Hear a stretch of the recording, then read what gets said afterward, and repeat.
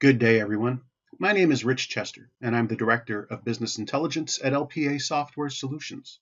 It's my great pleasure to be with you today to talk to you about what I learned last week at Analytics University about the exciting new release of IBM Cognos Analytics, version 11.1.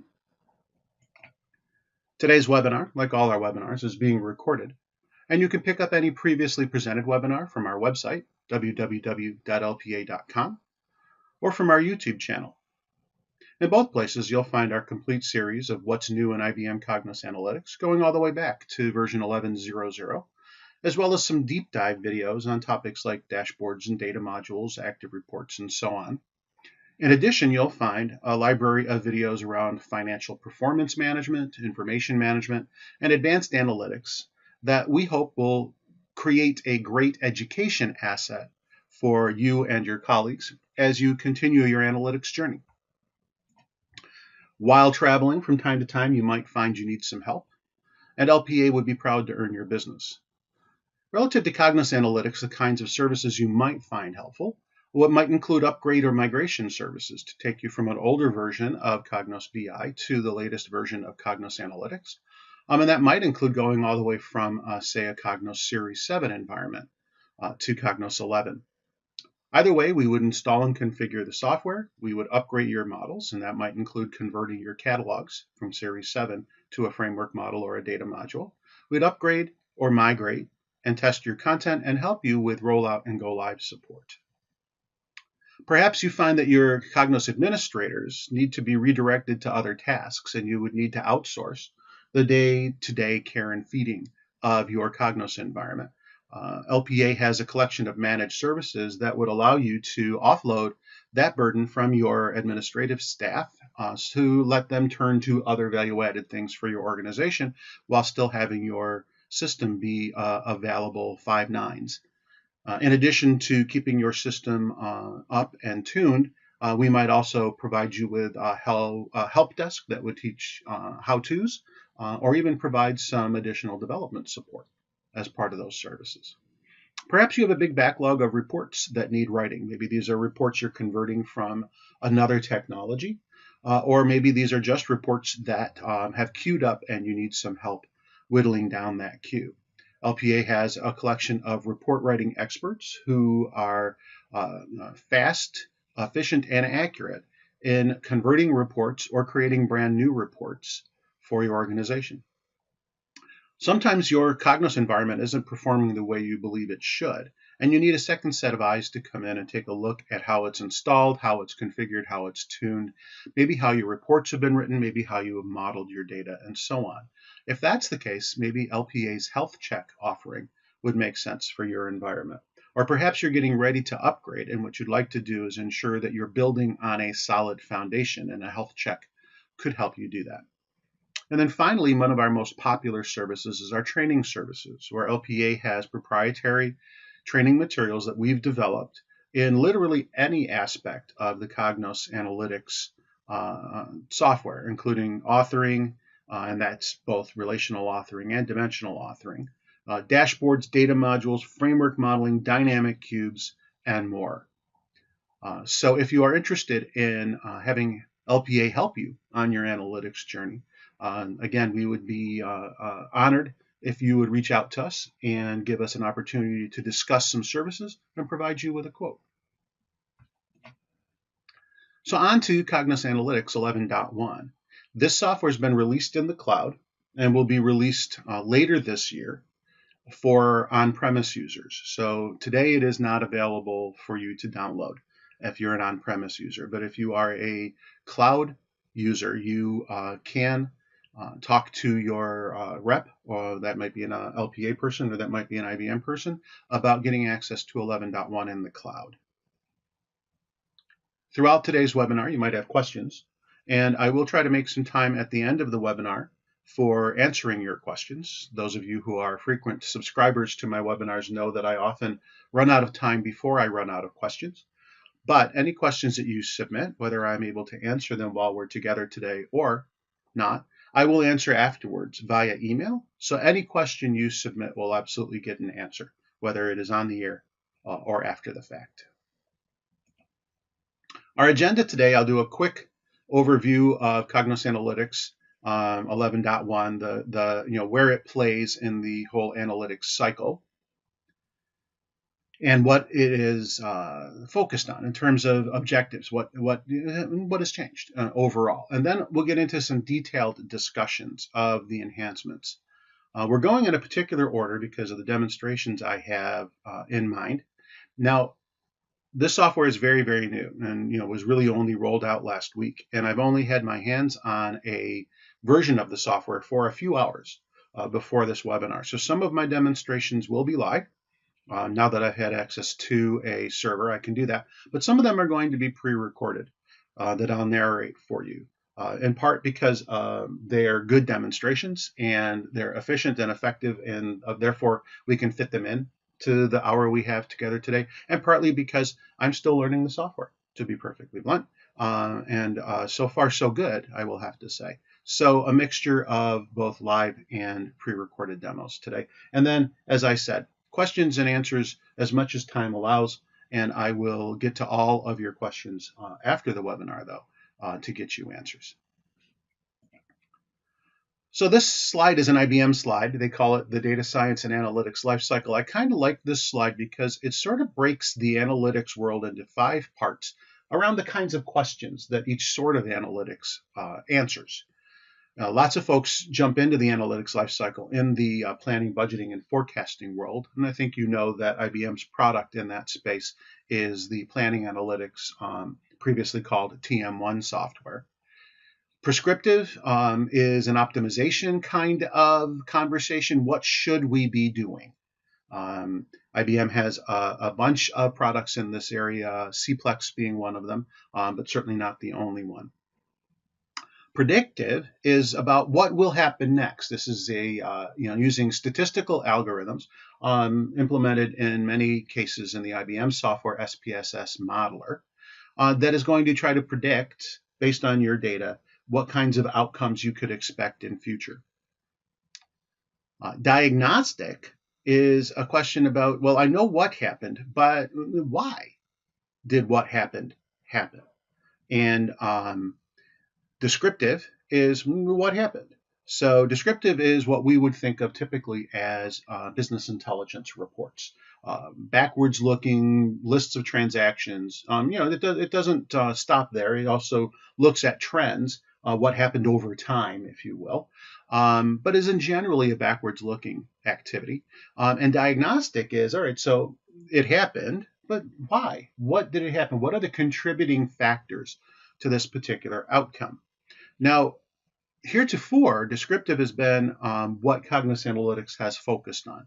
The exciting thing about the version 11.1 is that it is going to combine both descriptive and diagnostic analytics now into the same tool, Cognos Analytics 11.1, with the added benefit of artificial intelligence, which is a real boon from the point of view of the fact that with the AI, even a person who is not a data scientist, someone who doesn't have that particular background or skill, can still leverage very sophisticated statistical analyses, predictive analyses, specifically around the diagnostic world. So with the artificial intelligence, with the introduction of a new portion of the platform called the exploration tool, even novices, data scientist novices, if you will, and I would count myself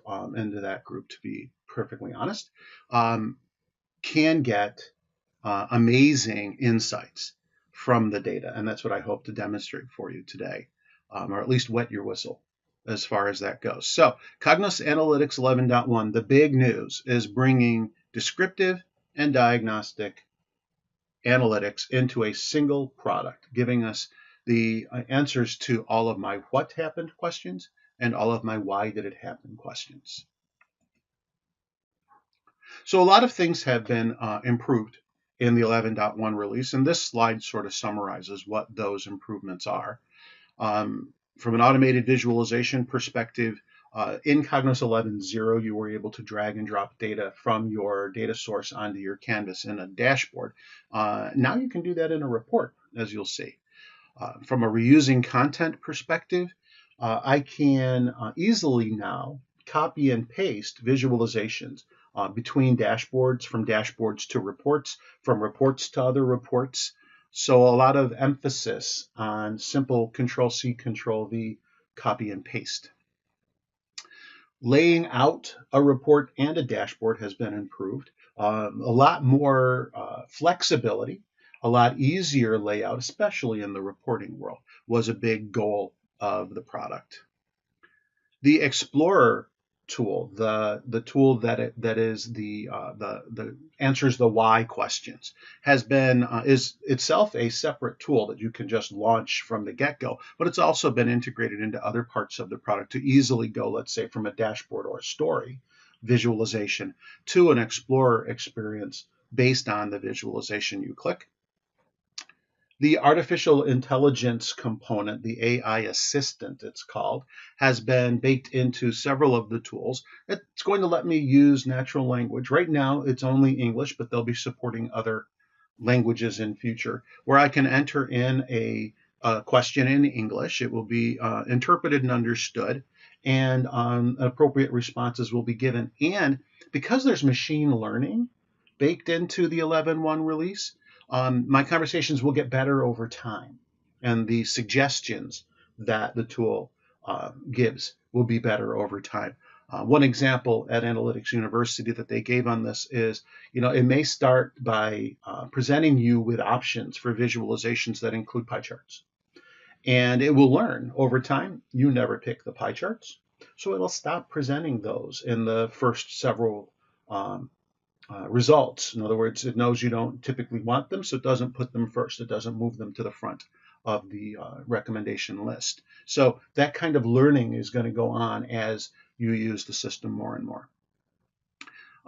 Telling a story with your data, slipping into the stories component. Actually, you can now convert a dashboard to a story if you need to. And sharing.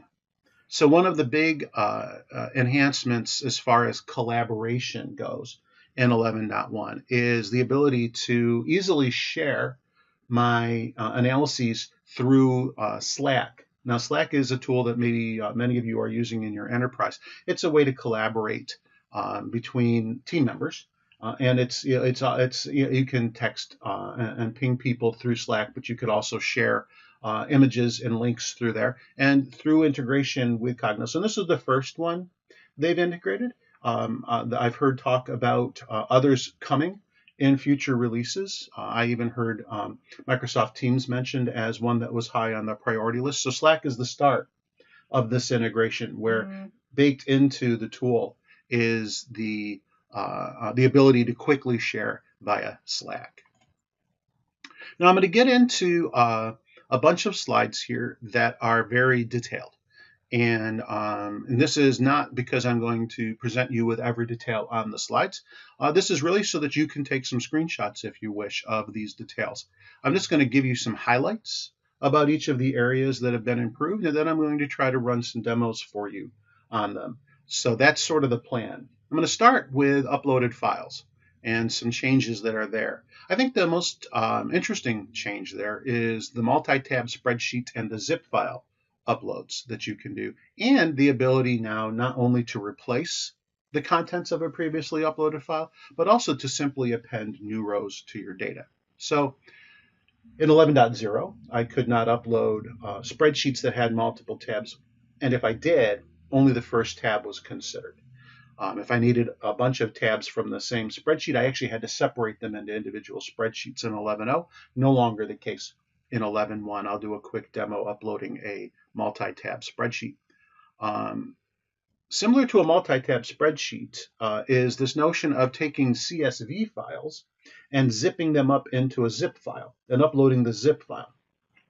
In both cases, in the multi-tab spreadsheet case and in the uploading CSVs in a zip file case, after the upload has been done, Cognos will actually examine the contents and try to pre-build joins between the tabs in the spreadsheet, or the files contained in the zip to try to facilitate using those uploaded files in dashboards and data modules by already pre-joining when it can, can't always, but when it can, the contents. So you don't want to just put random files into your zipped CSVs. You want to put related files so that you can take advantage of this join detection. When you drag and drop a file into the interface, you have the chance to drag it in and then immediately go into a data module or a dashboard with that file, this quick launch feature. So I'll show you that in a demo. Now, if you add in data sets to the uploaded file world, we can talk about how data is now treated. So data is now treated much more uniformly in these uploaded items. In other words, if you've got small integers, regular integers, big integers, they're all going to be stored as big integers in the data store now. You can still configure Cognos to store these uploaded files and data sets in the content store or outside the content store on the file system. That hasn't changed. But what's happening now is that the data types are being homogenized, and there's a predictable, if it's this in the source, it'll be this when it's stored kind of list here. Also trimming. The data, any character data will automatically be right trimmed. In other words, trailing blanks will be removed. Now, with that said, let me show you a couple of uploading files examples. So this is the server I got a few hours ago from my colleagues at IBM. Thank you very much, IBM, for making this resource available. This is the Cognos Analytics 11.1 interface. Doesn't look a whole lot different than the 11.0 interface. You'll notice there's a new logo, which is kind of fun. You'll see me right now. I've got this CSV file. So this is a zip file filled with 3 CSVs. Now, these are just random CSVs I had laying around. They're not related, but like I said, they really should be related. I'm going to drag this in here, and I want to show you this notion of quick launch. So if I drop here, it'll just upload it to my content. It won't do anything afterwards. If I go down here, you see I could immediately launch into a data module or an exploration or a dashboard with this data. So I'm going to drag it and drop it. I'm going to let Cognos read it. Now, I have noticed that the uploading of the files takes a little bit longer, and that's partly because of the additional analyses that are being performed on the data. Because remember, Cognos is not only going to be looking at this data from present it to you to create a dashboard or a report, it's also going to be looking at it in terms of this exploration notion. And so there's some processing being done. And as you know, now it's also homogenizing the data and converting to a collection of data types. So while that finishes, I'm just going to quickly show you on the interface, the Manage button has not changed. It is virtually the same. I haven't had a chance to explore it thoroughly, but on the surface anyway, it looks pretty much the same. The New button has not changed as well. The legacy tools have not been enabled in this environment as far as I can tell. But upload files is also here like jobs. So this looks very much like 11.0. Of course, exploration being new to 11.1 would be the one big difference. Now, my file was uploaded, so that actually uploaded 3 separate files. Now, in 11.0, what you're used to is immediately getting a metadata screen, a screen that says, hey, pick the measures, choose columns, don't choose columns. That experience has been taken away. That screen is no longer presented. The data is uploaded as is, so the assumption is you need all the columns, and it is interpreted as is. If you need to specify explicitly that certain columns have certain attributes, then you would take your uploaded file and you would use a data module to make those explicit declarations of properties for your columns and your data now. And it automatically saved it out in my content. Since it's been uploaded, I'll just show you now that I can click on the More button. And it used to be I could just replace the file. It actually said refresh in 11.0. Now you note I can append new rows. So it's not just a wholesale replace anymore. I also now have the option for appending to my uploaded files. Now, because I uploaded these files as a zip, they are stored as a zip. they're stored as a single object containing 3 tables. Now, if I were to open this in a dashboard, which I will do quickly here, and you'll see that this dashboard starting has changed just slightly. I'll just quickly get in here. We'll talk more about dashboards. Notice now you see it's got 3 tables. That's because I had 3 files in my zip file. So that's it's treated as one object when you upload as a zip. If I had uploaded the 3 CSVs as individual files, they would be treated as 3 separate data sources. When I upload in a zip, it's one data source with 3 tables. I'll do a similar task here where I have a 3-tabbed spreadsheet. And here I'm going to upload it and launch it right into a dashboard by using the quick launch. And you'll see it effectively does the very same task, where it's going to examine each of the 3 tabs. It's then going to examine for joins. I'm going to click this new details button here and view details, and it will sort of tell you what it's doing. It'll give you a percentage complete, which is maybe a little more informative than the thermometer. So you also have this new detail pane as part of uploading files, and then you see it launched me directly into creating a dashboard. So uploading files, a lot more flexibility, both in terms of appending new rows and in terms of multi-tab spreadsheets or multi-file CSVs in a zip. Now let's go ahead and talk about the enhancements in the dashboards and stories world. I already mentioned copy and paste. A big part of the interface is the ability to copy visualizations from one dashboard to another, from a dashboard to a story, from a story to an exploration, from a dashboard or a story to a report. Control-C and Control-V, this works regardless of what browser you're in. A lot of reuse. If an asset already exists, why recreate it is the theory. So this gets to speed of use and speed to analysis and less time on building things. Laying out on the canvas has gotten even more freeform. You notice that when we launched into dashboards a moment ago, the template list changed. There used to be a freeform box at the top of the list of templates. That's no longer there because that notion of freeform is baked into the property sheet now. Similarly, you notice it didn't ask me if I wanted a tabbed spreadsheet or not, and that's because all dashboards now, it didn't ask me if I wanted a tabbed dashboard, because all dashboards now are tabbed, and you can, in the property sheet, if it's a single tab dashboard that you're working on, you can just turn off that tab. Snap to grid, show me a grid to help me really be more precise about placement are all options in the property sheet as well. I can finally create custom color palettes in my dashboard where I can bring up the palette tool right on a visualization. I can create my own palette using custom colors or some pre-built colors. I can even pick a color and tell Cognos to start with that color and pick a whole bunch of related colors automatically for me. And then I can name and save those so that I could reuse those palettes across other objects in my dashboard. Many, many more things. And again, I invite you to take screenshots here as we go. Auto grouping is another option where you can, if you have a large number of data items and you want Cognos to logically group or bin those items, there's an option for turning that on. Customizing the x-axis labels for charts now, so you have more customization capability. There's a way for you to present the data behind a particular visualization. There's a button to turn on the data so you can see that data down in the data tray on demand. You can launch right into the exploration tool from the dashboard tool. You can share your dashboards and stories on Slack.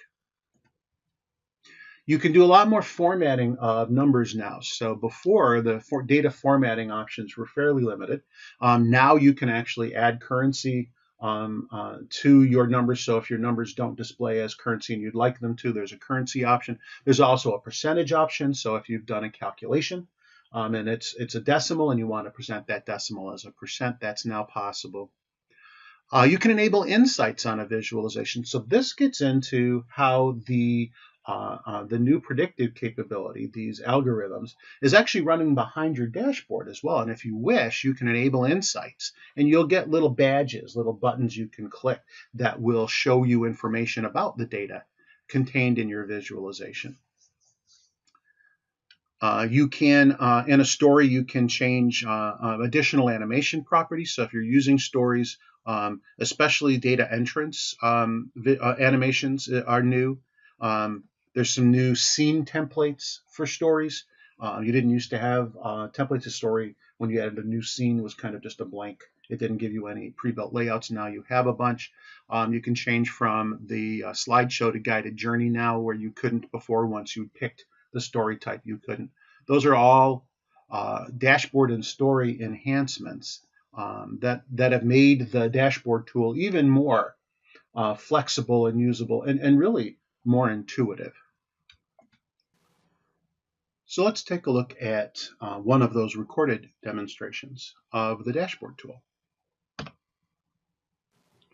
So for the purposes of this demonstration, I'm going to play the role of a retail marketer, and I'm using Cognos Analytics dashboards to check out department sales. Now, the smart electronics product line appears to be really flat. As you know, smart electronics is a very popular emerging market, so that's a little unusual. So I'm going to look at the average sale price, and maybe I could think, all right, so maybe my unit sale price is a little low, but I want to find out if that's really what's driving this outcome. So I can copy that trend visualization by Control-Cing it, and then I can start a new dashboard here, and I can Control-V it in, and you see I also get the data source that goes along with it when I copy it. And there's I can start to make a dashboard starting with this trend. And I can make it my own, if you will. I can add a visualization title with the on-demand toolbar. My company has a set of colors that I like to use for my series here. So I can now go and create a palette of colors. And I can give the palette a name so that I can use it again. And then I can just pick which colors I want to apply.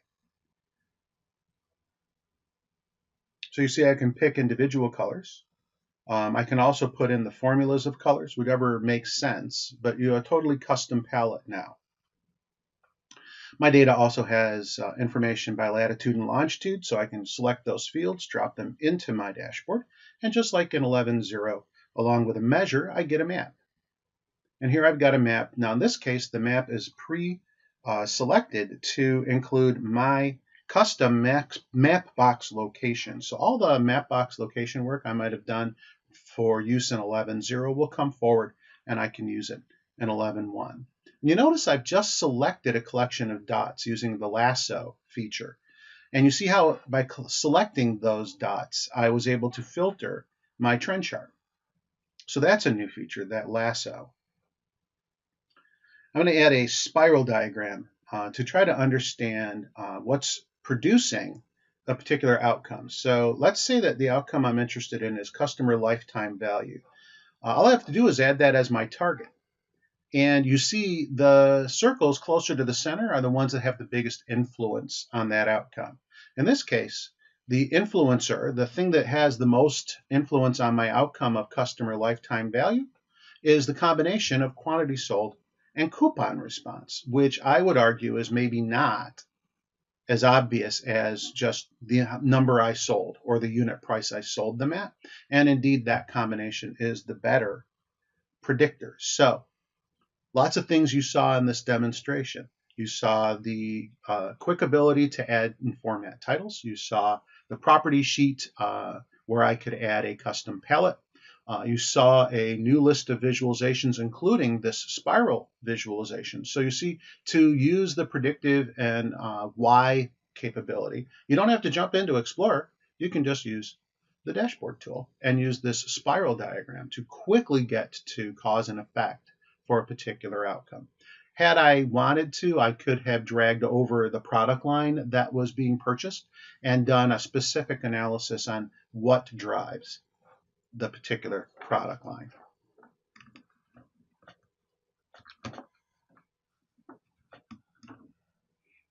So that's a very quick look at the new dashboard tool. Let's go ahead and move on to explorations.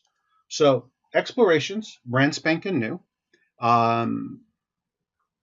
If you are familiar with the Watson Analytics product, what you would see in explorations is going to look very, very familiar because it is indeed a lot of the functionality that used to only live in the Watson Analytics product that has now been incorporated into Cognos Analytics 11.1. So you can start an exploration a lot of different ways. You could start it from just clicking new and saying exploration, picking some data and going. You could also start it from a dashboard where when you click on a visualization in the on-demand toolbar, there will be an explore button, which will grab that visualization, drop it into a new exploration, and then you can get started examining the data that was part of that visualization. And also there is an action menu icon on the welcome page. So if you click on the more button, that's the action menu.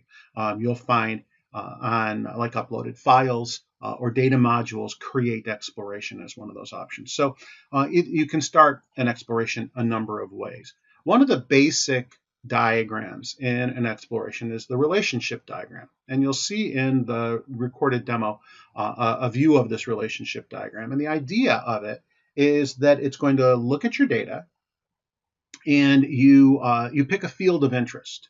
And it's going to be a blue circle. And then all of the other fields in your data set that you're using in the exploration that are related to it are going to be these green circles. And there's going to be lines drawn between them. The thicker the line, the bigger the influence of the other fields. So you can pick an interesting outcome. Let's say the product line I'm selling, to get back to that smart electronics example. And then you can see all of the other fields in the data set about your sales that seem to relate to the product line that was the outcome, right? The product line that was purchased. In the relationship diagram, you can just click on items, and Cognos will suggest visualizations based on the items you clicked in that diagram. So it's a great way to get started, is to click on the diagram and look at the suggested starting points. These are, again, based on these statistical smarts baked into the tool, and it will present some options. You don't have to use those options, but as soon as you click on one of those options, it will add it to your exploration as a new quote-unquote card. So an exploration is made up of a whole bunch of studies, each of which is represented on a different card in the exploration. There's a navigation panel on the left that shows you all your cards, so you can go back to things you've seen before. There's a whole bunch of automatically generated data that just comes up on the screen as you work. Some of it you have to click to see. Some of it is always visible. There's details. There's a collection of related visualizations. Whatever you've got in focus in the exploration, the system is going to recommend additional things to look at. In other words, the tool is always thinking ahead. What might you want to look at next? And is presenting that stuff. And again, if you pick something as your target, then this notion of a correlated insight, collection of drivers, what is driving that outcome? If the outcome I'm interested in is what product line was purchased, then it will show me the things that influence the purchasing decision to buy from a particular product line. And then you can analyze those drivers. You can take a closer look at those individual drivers. And you can look at especially combinations of drivers, like the example we saw a moment ago, where it was coupons and quantity sold combination that had the most influence on customer loyalty. This driver analysis will look for those combinations, those maybe non-obvious combinations. You might want to compare two subsets of your data. Maybe you want to look at the data, and the example you'll see is we're going to look at this product line outcome for smart electronics, and we're going to want to look at our data by customer loyalty. And the data set that we have customer loyalty that goes through like a silver, gold, bronze, platinum kind of setting for each customer, and we want to see whether there's a correlation to products that are purchased that is maybe different between my higher value customers, my higher loyalty tier customers, and my lower loyalty tier customers. And you'll see that we can do a side-by-side comparison of two cards from my exploration. Copy and paste again, because copy and paste is pervasive now in the tool. With Control-C and Control-V. Lots of interesting information in these slides. Again, I hope you're taking screenshots for all the details. I'm hurrying because I want to get to the demonstration because I think it pulls it all together. And the AI assistant is here. So in the AI assistant, which I didn't show you in the demo for the dashboards, but it's there as well. But this is the type in English and ask questions, and it will use your questions and the data that you have available to you to provide you with visualizations that match the questions you're asking. So let's take a look at a recorded demonstration of the exploration tool. So continuing my analysis from my dashboard, I'll begin by looking at data based on the customer loyalty program. And there's a built-in assistant that will help me get started, this AI assistant. So I'm going to do a new exploration. First, I'm going to ask about the data I'm authorized to see. And then after selecting the data that I'm interested in, I can see some interesting concepts about the metadata that I'll be analyzing. So there you see I picked the data from the list that resulted, and there's some interesting metadata. Now, since I'm very curious about my smart electronics department, I'm going to ask to see the revenue by product line, and the AI assistant is going to present me with a collection of visualizations. Now, you might notice as well during the exploration that Cognos Analytics displays the relationships. There's the relationship diagram, blue being the target it selected. Now, by dragging and dropping the visualization, I can continue my analysis by starting with this data set. I'm being guided now at the top. See, those are those suggested visualizations directly related to what I'm looking at. And I'm going to filter this data by customer loyalty tier. And I'm going to select my top tier guys, my VIP, my elite, and so on. And then I'm going to duplicate this visualization so that I can actually have a second copy.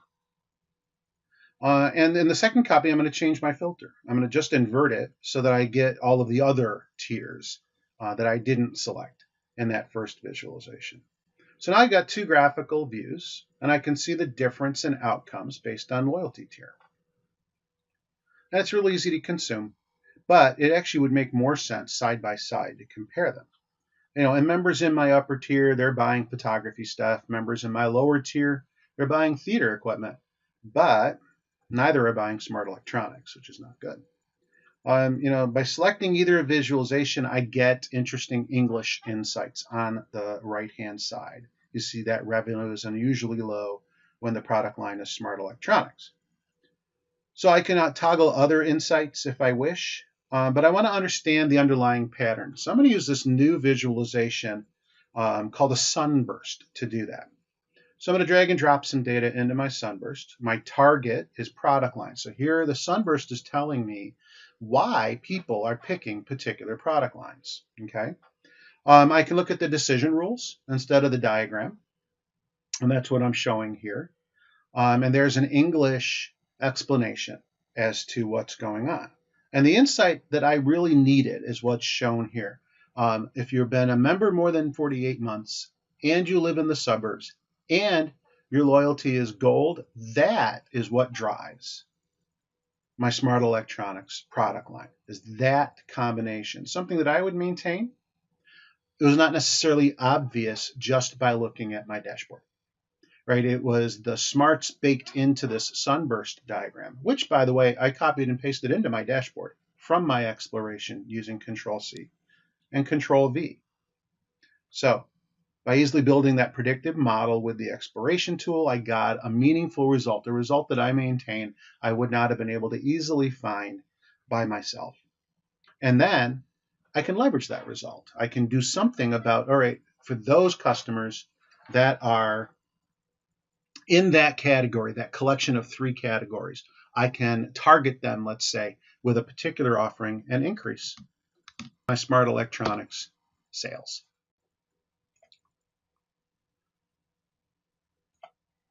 Let's move on to reporting. Because the next thing in the story, right? So I have a dashboard that told me smart electronics not doing so hot. I was able to understand total customer value and what drives it in that same dashboard. Then I moved to an exploration. I said, well, let me take that trend chart. Let me start a new exploration. Try to understand product outcomes. First, I asked, let me see my data assets. Then I said, tell me about this data asset. Seemed like the right data asset. So I asked a question. It presented me with a visualization, which gave me a data set to start with. I added that, and I, through the use of the sunburst, came up with a piece of information, and it said that it's relative to the number of months you've been in the loyalty program, the fact that you are gold, and the fact that you live in the suburb. Those things are what is driving people to buy my smart electronics, and I can use that information now. And I'm going to use it in a report. You might have guessed that's why reporting is next. I'm going to use it in a report to do an offer and come up with an offer to people so that I can influence them to buy more smart electronics. And what you'll see in the reporting demonstration that's next is an illustration of this guided report layout. So when we write reports, we're very used to the notion of, if I want to lay out my report page, the first thing I do is add tables and blocks, and maybe combinations of tables and blocks to control the layout. So I'm in charge of managing my layout. Well, in the 11.1 release, there's this new notion of guided report layout. It lets me just drag objects onto my canvas, including just data, dragging a measure onto my canvas and having an appropriate visualization be displayed. Now you might say, no, Rich, you're talking about dashboards. No, in 11.1, I'm talking about reports.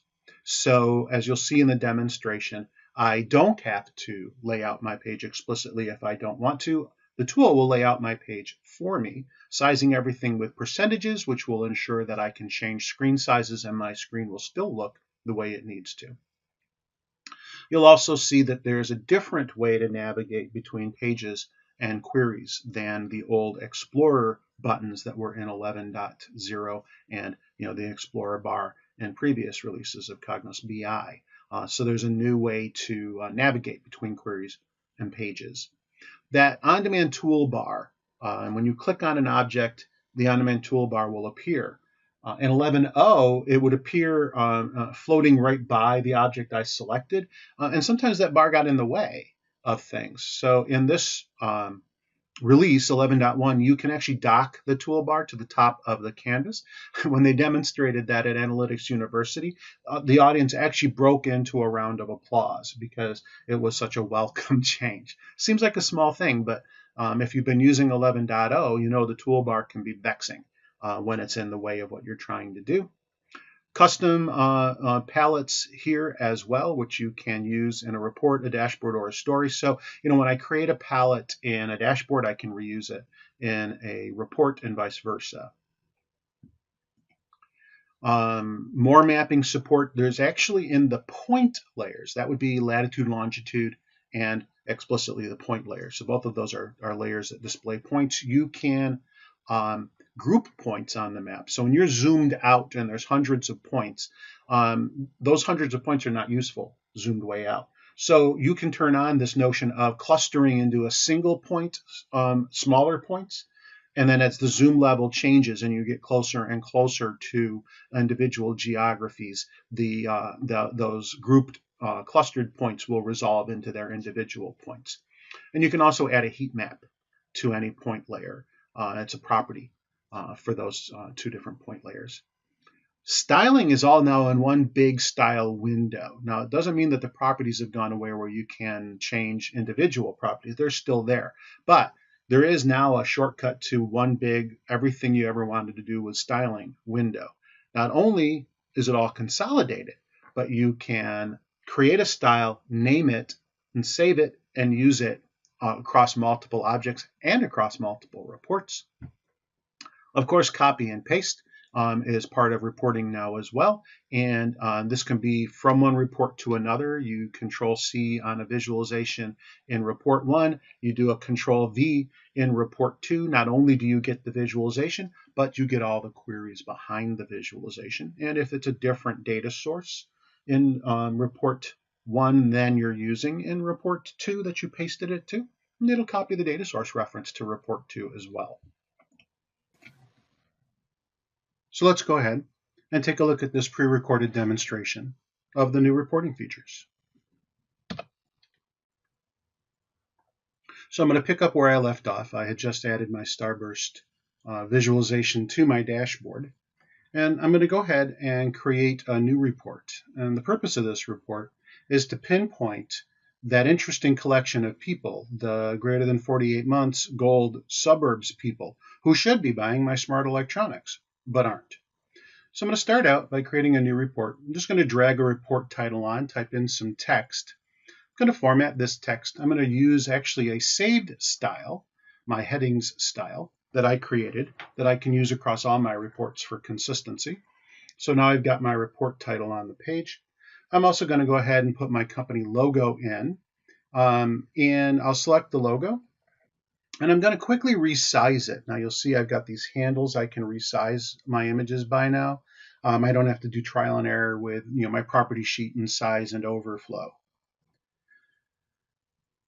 Now I'm going to go ahead and add some KPIs to my report. And you'll note that a lot of the layout burden that I normally have to deal with by adding tables and adding columns and sizing things and so on have been taken care of for me with the new 11.1 release.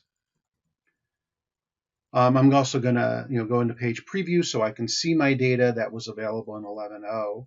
I'm going to apply a style again, a style that I had already saved before for different measure types and so on. I'm going to go ahead and I'm going to resize these guys so that I can just have the data look better, have it fit more into the KPI area. So I'll select each of my objects and I will just use the handles to resize them so that they look great on my screen.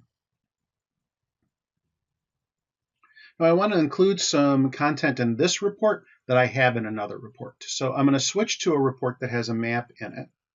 I'm just going to Control C on the map and copy that asset. You see the little message there. I'll navigate back to my new report. I'll just paste that map onto my canvas. And I also know that I have a report that deals with all of the members in my loyalty program. So I'm going to grab this list from this other report, copy it, paste that onto my new report as well. Now, this list is not focused on my interesting subset of customers, my months of greater than 48, my suburban folks, and my gold tier folks. So I'm just going to add some filters to focus this list on just that interesting subset of potential buyers. Now also, if they've already bought smart electronics, I don't need them in the list because I don't need to target those folks, right? The whole point of this is I know who should be targeting or buying smart electronics, but they're not. So I need to target those folks so that I can send them an offer. I can have my marketing department use this list to go after those customers to convince them to buy some smart electronics because the analysis told me they would have a high propensity to purchase them. Maybe they just need a little nudge. I can share this analysis, this report that I wrote, with Slack. As I mentioned earlier, Slack is integrated into the 11.1 tool now so that I can very easily, using a tool we all have open on our desktops, let's say in this case, share the data that I've just presented and the result of my analysis. So, in my 3 demonstrations, I went from a dashboard that told me smart electronics is not performing great to an exploration that uncovered the nugget that the people who are buying it have a profile of gold members greater than 48 months and live in the suburbs. And now I can write a report that targets that audience to present with them with a special offer for smart electronics because I know they will have a a high propensity to actually buy smart electronics because they fit the mold. And I shared that information with my marketing department by sending them a message with the report in it using Slack. So that is your quick demonstration of the new reporting tool. Can you tell that I'm excited by the tone of my voice? This is a very exciting release. Now I see by the clock on the wall that I'm running out of time, so I'm not going to be able to do a demonstration of the new data modules features because I do want to leave some time for the amazing number of questions that you guys are submitting via chat. But don't want to skip data modules entirely. So data modules has a new user interface experience for creating your data modules. When you go to work with new sources, it's a much more intuitive way of selecting sources. If they're file-based sources, you get a dialog to go pick a file. If it's a data server-based source, you get a dialog that lets you pick the servers as a pop-up. Same rules, same data sources apply. All of that stuff hasn't changed. It's just the way you get at them, I think, is more streamlined. When I add calculations, I have the opportunity to use an expression editor, and the expression editor has been enhanced with a tab that shows me all of my functions, which was something that I felt was missing from the 11.0 release, and I think a lot of you felt the same. So now the function tab, function information is explicitly available in the expression editor. You can add folders to your data modules and organize your tables and columns. So a very complex data module you might find is more digestible by your authors by the use of folders. You can add new tables that don't exist in the database by creating some SQL and dropping SQL into a new object and adding a table based on the SQL you type in. Think of this as if you're a framework manager modeler, think of this as creating a new data source query subject. It's the same concept. You could put any SQL in you wish to create a new object in your data module. And then once it's there, you can join it to other objects in your module, just like you could any other table from another source. You can also create new tables by combining tables. You can work with one or more tables and create a copy of a table. Let's suppose you need a copy of a lookup table, and you need to be able to join that into multiple tables separately. One copy of the table won't do, but with this new feature, you can create multiple copies of that table in your model, and then you can do your individual joins. You can also create a view by just grabbing a subset of the columns from an existing table and adding them to this new table. You can create a joined view. This is when you select a couple of tables that have relationships in your data module, and you isolate just selected components from those two tables into this new table.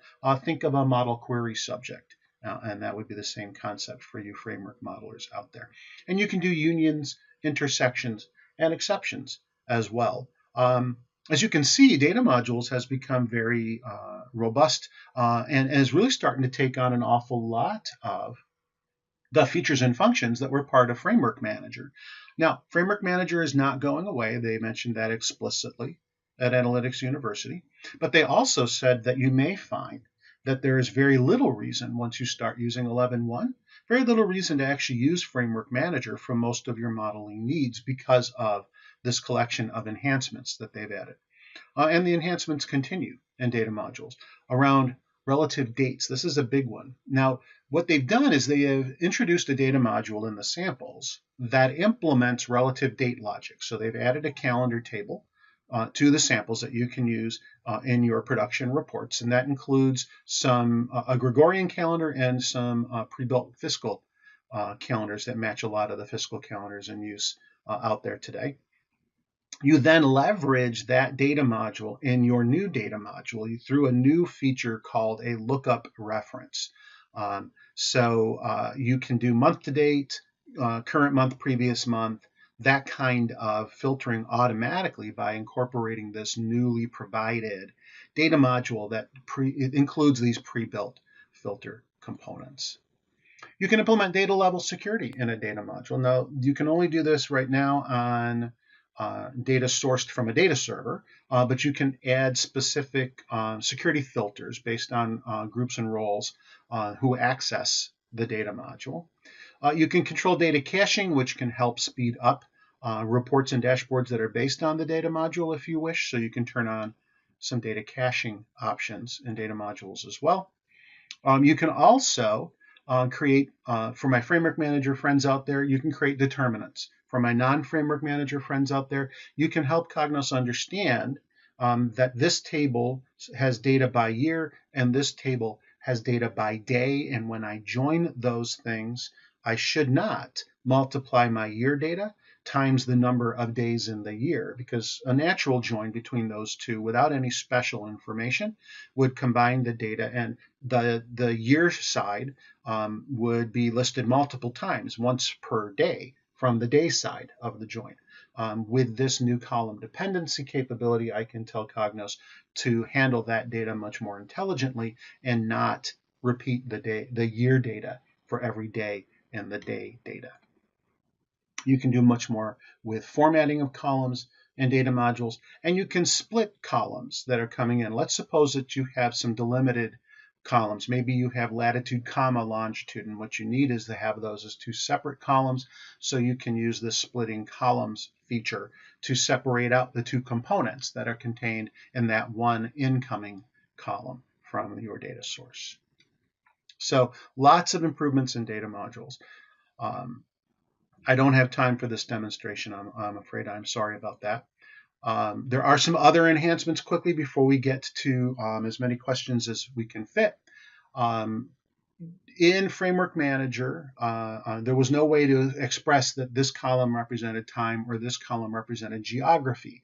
In 11.0, you could do that in a data module, but you couldn't add that those concepts of time and geography to your Framework Manager packages. Now you can.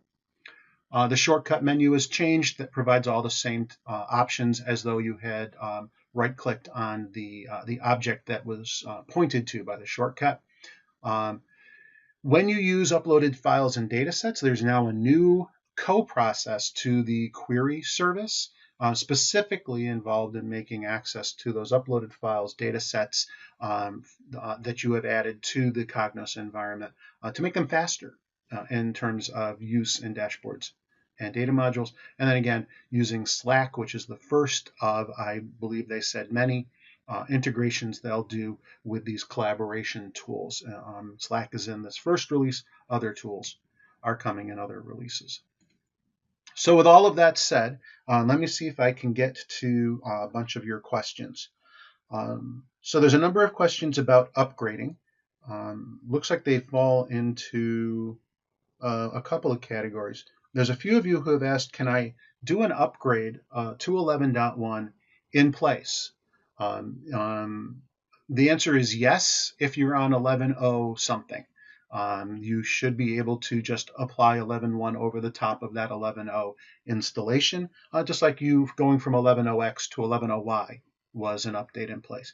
If you're on Cognos 10, you cannot. So if you're going to go from 10 to 11.1, you would have to do a new installation. But an upgrade in place from 11.0 to 11.1 is definitely to be supported. The other thing about upgrades is cost, looks like. So there's a couple of, cost and licenses. All right, so cost, if you are currently on support, if you have a currently valid support contract with IBM on Cognos 10 or Cognos 11, then this release is available to you. If you're an on-premise customer, you cannot download it yet. The on-premise version of the software, which you could install on your own servers, will not be available until later in Q4. There's no explicit date that IBM is providing. They really can't. They don't do that very often. I heard one person say December when pressed, but I would just say that sometime in Q4 the downloads will be available out on Passport Advantage, and you can grab them. And if you have a valid support contract, you have access to Passport Advantage, and therefore you will have access to the download when it's available. Well, unfortunately, I'm getting the high sign that we have run out of time for today. There are many, many questions that you've submitted that I haven't had a chance to answer yet. I apologize for that, but I will answer them all by email after the webinar is over today. So all that remains is for me to say thank you very, very much for attending today. I hope you found it informative. I look forward to being with you again, where I can do a deeper dive into the new Explorer tool, the enhancements in dashboards, data modules, and reports, and maybe less slides, more demo in those particular webinars. So I look forward to seeing you again very, very soon. Until then, have a great day. Bye-bye.